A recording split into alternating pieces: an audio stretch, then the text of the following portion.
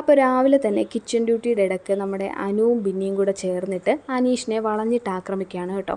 അപ്പോൾ ചേട്ടൻ എന്തുകൊണ്ട് ആരോട് സംസാരിക്കാത്ത, ഞങ്ങൾ രാവിലെ ഒന്ന് ഗുഡ് മോർണിംഗ് വിഷ് ചെയ്തിട്ട് പോലും ചേട്ടൻ ഒന്ന് റിപ്ലൈ പോലും തന്നിട്ടില്ല, അങ്ങനെ ഒന്ന് റെസ്പോൺസൊക്കെ വേണ്ടേ, ഒരു കാര്യത്തിനും ചേട്ടൻ അങ്ങനെയൊന്നും ചെയ്യാറില്ല, പിന്നെ ഞങ്ങൾ എങ്ങനെ സംസാരിക്കാനാണ്, ഞങ്ങൾ എന്ത് സംസാരിച്ചാലും ചേട്ടൻ്റെ ഭാഗത്തു നിന്ന് യാതൊരു റെസ്പോൺസും ഇല്ല. അങ്ങനെ പല കാര്യങ്ങൾ പറഞ്ഞ് ഇവർ അങ്ങോട്ടും ഇങ്ങോട്ടും തർക്കിക്കുകയാണ്. പക്ഷേ അനുമോളും ബിന്നിയും അങ്ങോട്ടും ഇങ്ങോട്ടും പറയുന്നതല്ലാതെ അനീഷ് അയാളുടെ കാര്യം ചെയ്തുകൊണ്ടിരിക്കുകയാണ്, അവിടെ ഇഡലിമാവ് കുഴച്ചുകൊണ്ടിരിക്കുകയാണ്. ആൾക്ക് അതിനകത്തുനിന്ന് യാതൊരു ഭാവവ്യത്യാസം ഇവർ പറയുന്നതിലും ഉണ്ടാവുന്നില്ല കേട്ടോ. അത് ഭയങ്കര കോമഡി ആയിട്ടുള്ള കാര്യമാണ്. ഇവർ ഭയങ്കര കാര്യമായിട്ട് അനീഷിനെ ഉപദേശിക്കുന്ന പോലെ സംസാരിച്ചുകൊണ്ടിരിക്കുകയാണ്. പക്ഷേ അനീഷ് അതിലൊന്നും പ്രകോപിതനാവാതെ വളരെ സൈലൻ്റായിട്ട് ചെയ്യുവാണ്. എന്നിട്ട് അവരോട് പറയുകയും ചെയ്യുകയാണ്, ഞാനിപ്പോൾ ചെയ്യുന്ന ജോലി പോലും നിങ്ങളെന്നെ കൊണ്ട് ചെയ്യാൻ അനുവദിക്കുന്നില്ല എന്ന്.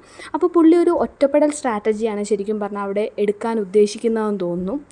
അതായത് മറ്റുള്ളവരെ തന്നോട് അധികം സംസാരിക്കുന്നില്ല, എന്നോടൊരു കാര്യങ്ങളും ചെയ്യാൻ അനുവദിക്കുന്നില്ല, ആ ഒരു രീതിയിലുള്ള സ്ട്രാറ്റജിയാണ് അനീഷിൻ്റേത്.